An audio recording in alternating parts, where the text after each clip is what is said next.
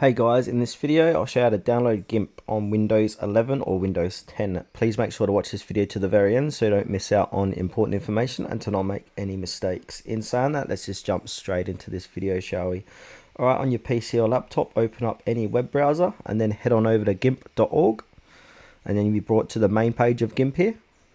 And then from here on the main page, we'll have a download button here. So click on the red download button. So you can either download it via BitTorrent or download directly or on the Microsoft Store. So I'm just going to download Gimp directly here. And now that should be downloading. Yes, it is. So if I open this up, you can see Gimp's downloading. It's 306 megabytes. It's going to take a few minutes to download. So I'm just going to pause this video and get back to you once this is done. Alright guys, this is downloaded. So I'm going to go ahead and click on setup. Close out of that. Alright, you'll come to this setup. So it said select setup install mode. So recommend doing install for all users. And click on yes here. Click on English if you speak English. If you want another language, click into it. Then click on OK. And then go ahead and click on install. Or you can click on customize, either or. Read the agreement, then click on to next. Click on continue, or you can choose where you want the destination location to be installed at. I'm going to keep it at program files. So now you have some different options here.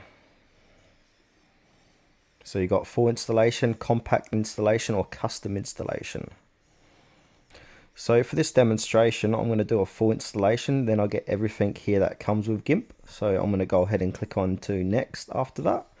And then I'm going to create a desktop icon as well. So click on next and then just go through here, have a read what's going to be installed, and then go ahead and click on install.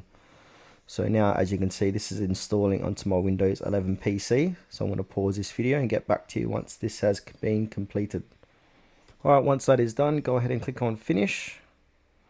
And then I'm going to click onto Gimp here.